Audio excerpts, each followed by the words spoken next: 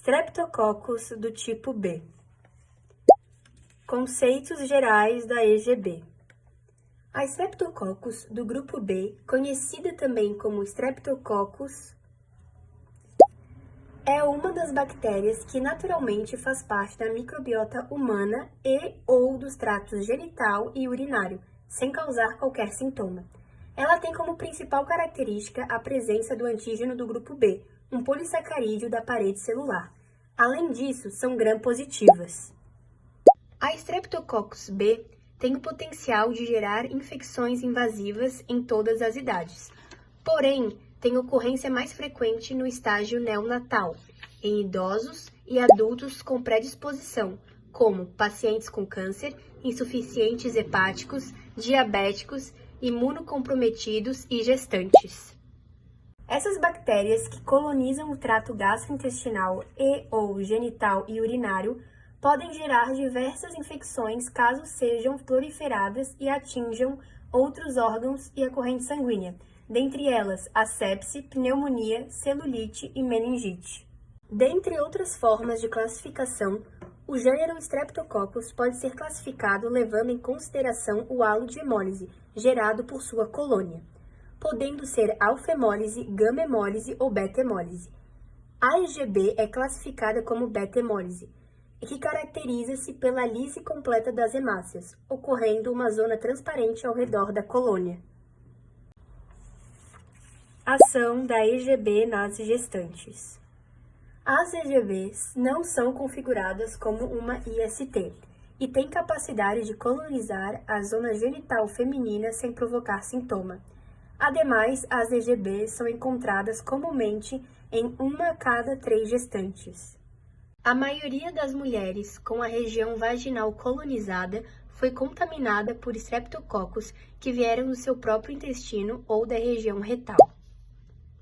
Em algumas gestantes, a bactéria provoca infecção na bexiga, a cistite, ou nos rins, a pielonefrite. Porém, a maior parte dessas pacientes não apresentam infecção urinária, apenas colônias de Streptococcus do grupo B na urina. O imbróglio é o fato de ser assintomático, ou seja, a bactéria encontra-se presente na urina sem quaisquer sinais ou sintomas de infecção urinária, e isso pode gerar complicações na gestação, como o parto prematuro e até mesmo o aborto. Além disso, é importante ressaltar que recém-nascidos podem ser infectados ainda no interior do útero, por intermédio de invasão da bactéria no líquido amniótico, e a infecção também pode ocorrer durante o parto normal, uma vez que o bebê tem contato com o canal vaginal. Nesse sentido, alguns distúrbios podem ser percebidos na paciente gestante com tal bacteriúria, apesar de nem todas os apresentarem. Um desses distúrbios é a corioamnionite, que configura-se como uma invasão bacteriana do líquido amniótico, placenta ou membranas fetais. Tal situação pode ocasionar em febre, dor no útero e aumento de frequência cardíaca do feto, além da presença de pus no líquido amniótico. Esse local em específico, isto é, o líquido amniótico, é infectado normalmente durante a rotura da bolsa no início do trabalho de parto em mulheres colonizadas pelo Streptococcus B. No entanto, a corioamnionite pode ocorrer com antecedência à rotura da bolsa d'água, como em situações de gestantes com infecção urinária, principalmente pielonefrite. Outra complicação que pode ocorrer é a infecção na parede do útero, que tem potencial de acontecer posteriormente ao parto das gestantes contaminadas. Os sintomas e sinais geralmente são dor abdominal, febre e sangramento uterino. Resposta imune inata e resposta imune adaptativa. A resposta imune inata atua como a linha primária de defesa do nosso organismo, além de já existir antes da obtenção de uma infecção e ser essencial para a defesa contra micro-organismos nas primeiras horas ou dias da infecção. Já a resposta imune adaptativa atua como uma linha de defesa mais específica e é ativada quando a resposta imune inata falha. Quando há uma proliferação da bactéria EGB na microbiota, ocorre um desequilíbrio e o crescimento desse micro-organismo como um patógeno oportunista. Desse modo, a bactéria ultrapassa as barreiras químicas do canal vaginal da mulher grávida, o pH vaginal e o muco, iniciando a resposta imune inata. Em seguida, há o acúmulo e ativação de leucócitos e proteínas plasmáticas, ocasionando uma reação inflamatória.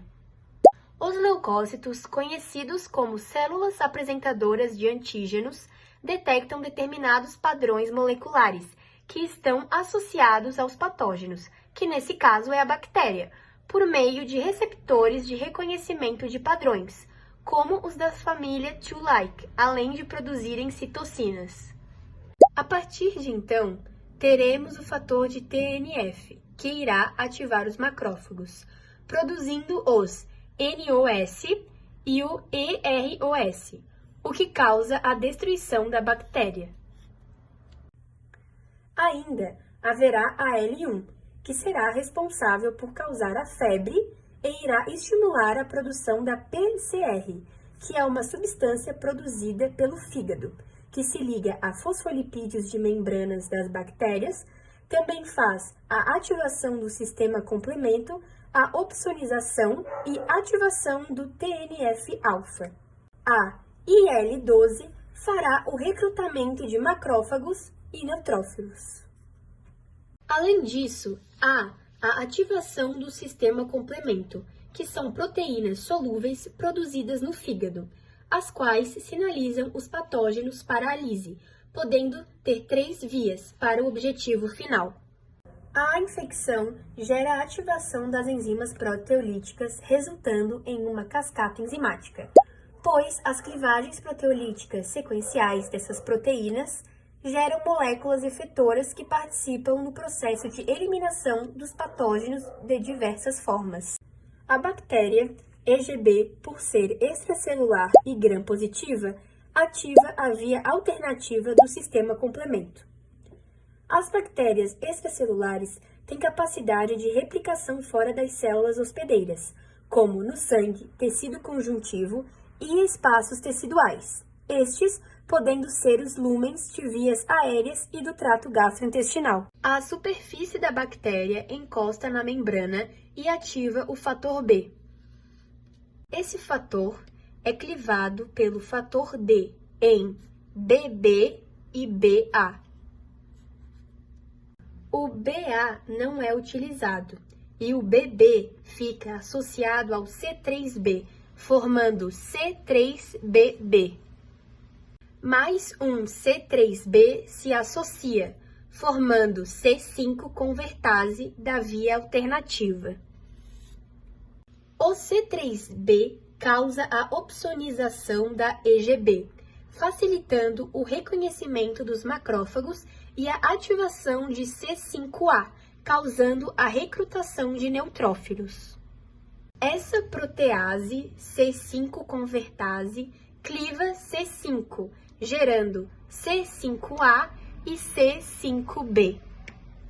O C5A possui os mesmos efeitos pró-inflamatórios de C3A, porém é mais potente.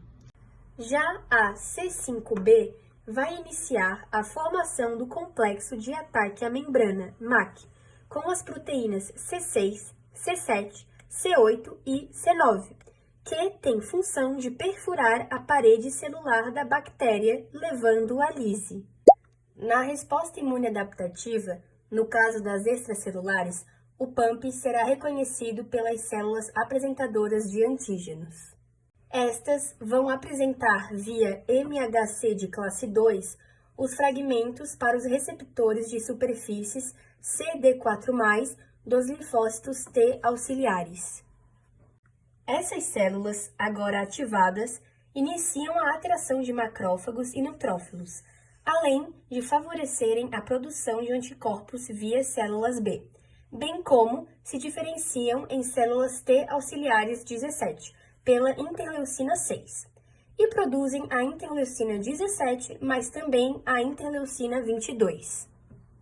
A interleucina 17 recruta neutrófilos para uma determinada região. Já a interleucina 22 atua de maneira protetora, induzindo substâncias que são antimicrobianas. Já as células B irão se diferenciar em plasmócitos, com toda essa estimulação, produzindo anticorpos, as imunoglobulinas, fazendo a neutralização das bactérias, a oponização e a ativação do sistema complemento. Exames para detectar a presença da EGB. Para impedir a infecção neonatal pelo Streptococcus do grupo B, é importante que a bactéria seja identificada e tratada antes do trabalho de parto. Durante a gravidez, toda gestante é submetida a um exame de urocultura, à procura de bactérias na urina. Entre a 35ª e 37ª semanas de gestação, os obstetras fazem habitualmente o exame do cotonete, que consiste na obtenção de material da vagina e do ânus com uma espécie de cotonete para pesquisar a presença do Streptococcus do tipo B. A coleta do material vaginal e retal é indolor, e o resultado fica pronto em 2 ou 3 dias. Não é recomendado banho ou higiene íntima antes da coleta. Se o exame for positivo, significa que a mãe está colonizada. De forma imediata, porém, não há risco elevado nem para a mãe nem para o feto, pois a contaminação do bebê ocorre, na imensa maioria dos casos, somente no momento do parto. Estar colonizada pelo Streptococcus do tipo B significa apenas que será necessária a administração de antibiótico durante o parto para impedir a transmissão da bactéria para o feto. Tratamentos para gestantes na prevenção de infecções neonatais. Portanto, para prevenir a infecção neonatal por EGB, o método de escolha é a antibiótico profilaxia intraparto, iniciando-se 4 horas antes do nascimento. Recomenda-se o uso da penicilina endovenosa. Como alternativa, pode ser usada a ampicilina endovenosa. No caso de pacientes alérgicas à penicilina, deve-se usar eritromicina ou clindamicina, dependendo da sensibilidade do EGB na cultura, pois há relatos de resistência desta bactéria. Por fim, usar vancomicina para as pacientes alérgicas à penicilina e cuja cultura mostrou resistência à eritromicina e à clindamicina. A única exceção para iniciar o tratamento durante a gestação é a infecção urinária por EGB. As gestantes que foram submetidas a cesárea letiva, ou seja, na ausência de trabalho de parto e com membranas íntegras, como a não ruptura da bolsa, não recebem antibiótico profilático.